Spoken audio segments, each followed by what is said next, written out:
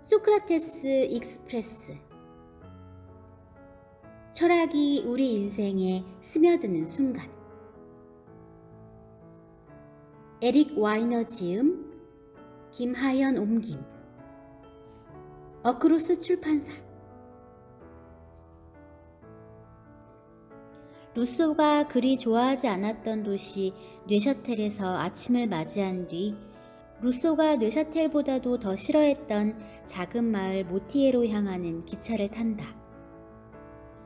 루소는 모티에를 사람이 살 수 있는 가장 불쾌하고 사악한 곳이라고 회상했다. 그 감정은 쌍방이었던 것 같다. 루소가 증오한 마을에 있는 루소가 증오한 집은 이제 작은 박물관이 되어 긴 시간과 약간의 큐레이션이면 모든 것이 해결된다는 사실을 입증해준다. 벽에 붙은 명판에는 루소가 이곳에 살았던 시기가 적혀있다. 1762년 7월 10일에서 1765년 9월 8일. 정확한 사실이긴 하지만 이것만으로는 불완전하다. 이 숫자는 루소의 글에 분노한 모티에의 주민들과 루소 사이에 지독한 적대감을 보여주지 못한다. 박물관 안으로 들어가니 주민들의 분노에 불을 붙인 두 권의 책, 에밀과 사회계약론의 초판본이 있다. 루소가 중동에서 많이 입는 길고 낙낙한 카프탄을 입고 있는 초상화도 보인다. 카프탄은 편안했지만 괴상해 보였다. 루소가 매일 했던 산책과 마찬가지로 카프탄도 마을 사람들의 심기를 건드렸고 곧 조롱거리가 되었다. 그러던 어느 날 부글부글 끓던 적대감이 폭발했다. 마을 목사의 부추김에 넘어간 마을 주민들이 루소의 집에 돌을 던진 것이다. 루소는 사회적 신호를 종종 잘못 해석하곤 했지만 이번에는 제대로 이해했다. 루소는 모티에를 떠나 다시는 돌아오지 않았다. 나도 똑같이 하기로 한다. 그날 저녁 뇌셔텔로 돌아온 나는 크레페를 전문으로 하는 크레페리의 자리를 잡고 앉아 초기 낭만주의와 잘 어울리길 바라며 샤르도네 한 잔을 시킨 후 가방에서 루소의 회고록을 꺼낸다. 나는 책에 푹 빠져든다. 루소의 손을 적시기만 하는 건 불가능하다.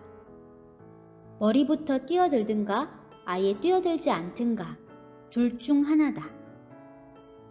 내 주의를 붙잡고 놓아주지 않는 것은 바로 루소가 사용한 언어다. 명확하고 이해하기 쉬운 루소의 언어는 사람들이 흔히 생각하는 어려운 철학적 표현과는 다르다. 멋지네. 나는 샤르도네를 한 모금 더 마시며 생각한다. 샤르도네는 정말로 책과 잘 어울린다. 곧 나는 루소의 언어에 명확성 외에 무언가가 더 있다는 사실을 깨닫는다. 루소는 드라마 퀸이다. 단어들이 어찌나 열정적인지 페이지가 촉촉할 정도라고 내 맹세할 수 있다. 루소는 주기적으로 또 길고 상세하게 울부짖는다. 폭발적인 황홀경에 쉽게 빠져든다. 루소는 자주 기절한 것으로 알려져 있다. 그는 가장 달콤한 우울이나 내게 주어진 숙명, 그리고 내가 가장 좋아하는 표현인 나태하고 고독한 삶에 끊임없이 자신을 던진다. 루소가 가장 선호하는 신체기관인 심장은 늘 바쁘다. 루소의 심장은 활짝 열리거나 불이 붙거나 흔들린다. 그리고 대개는 고동친다. 루소의 심장은 조급함이나 기쁨으로 그리고 종종 난폭하게 고동친다.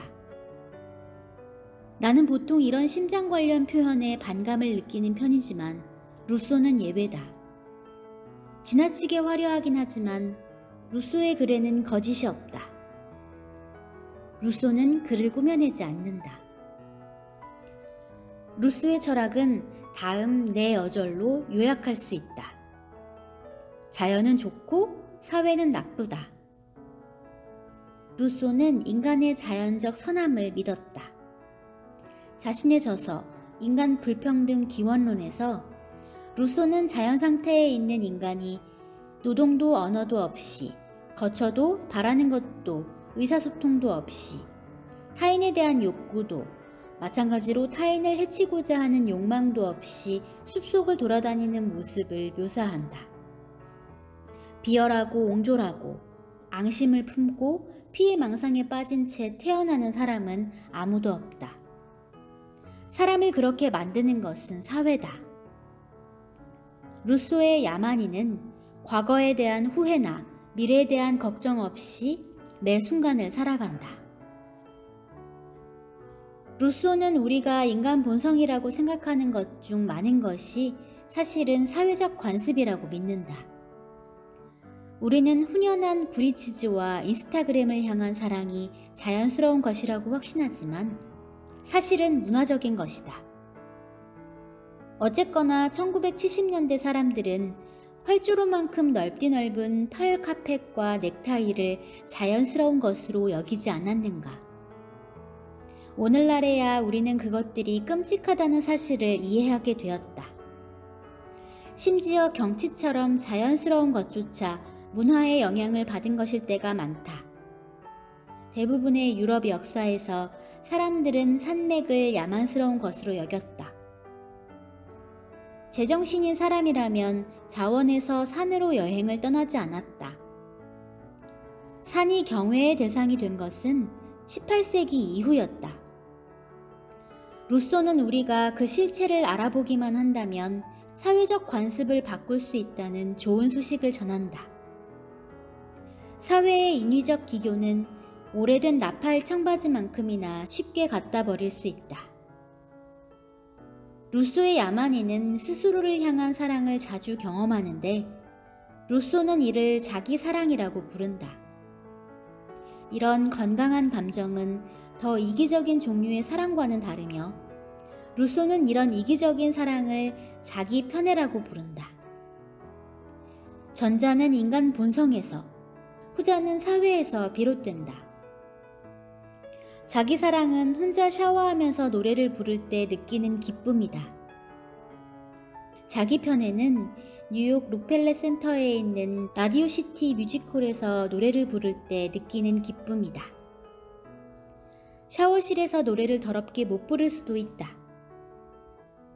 하지만 그 기쁨은 오로지 자신만의 것이며 타인의 의견과는 아무런 관계가 없다.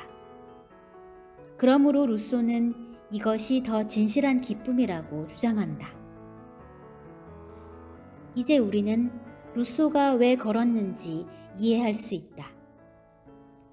걷는 데에는 인류 문명의 인위적 요소가 전혀 필요치 않다. 가축도 사륜마차도 길도 필요 없다. 산책자는 자유롭고 아무런 구애도 받지 않는다. 순수한 자기 사랑이다.